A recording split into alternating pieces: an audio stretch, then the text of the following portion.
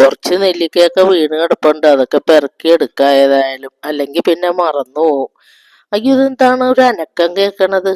ദൈവമേ, ഇതെന്താണ്? പാമ്പാ?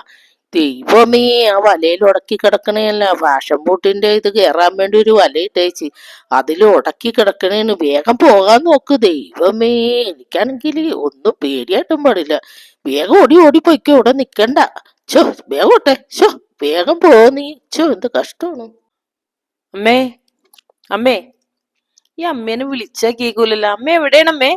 ആഹാ, ആഹാ, അമ്മ അവിടെ നിക്കണേനല്ലേ? ആ പട്ടിയായിരിക്കുമല്ലേ? ആ, എനിക്ക് തോന്നി അതായിരിക്കുള്ളൂന്ന്. ആ പട്ടീനെ ഇന്ന് ഞാൻ ഷോ ഷോ.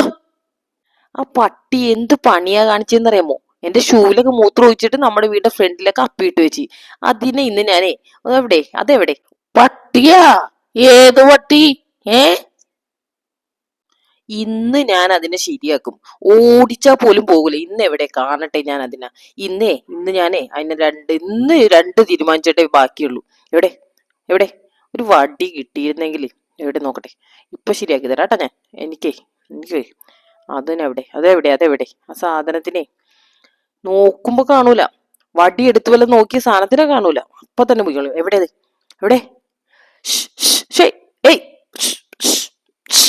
കാണാനില്ല. നീ അങ്ങനെ ഓടിച്ചാൽ അതൊന്നും പോകുന്നില്ലടി, അതവിടെ കുടുങ്ങിക്കിടക്കണേനേ. ദേ നീ നോക്കിക്കേ ഒന്ന്. ആ, ദൈവമേ, പാവം പാമ്പ് കുടുങ്ങിക്കിടക്കണേന്. പാമ്പാ? എവിടെ? ഇതിന്റെ ഉള്ളിലാ? എവിടെ? എന്റെ പൊന്നെ, നീ അതിന്റെ അടുത്ത് പോയി നിന്നിട്ടുമാണ് ഇങ്ങോട്ട് മാറിയിക്കടി. പാമ്പാടി അത്. ദൈവമേ, നീ എന്താണെന്ന് ഓർത്താ നീ നോക്കണത്? ഇങ്ങോട്ട് ഓടി.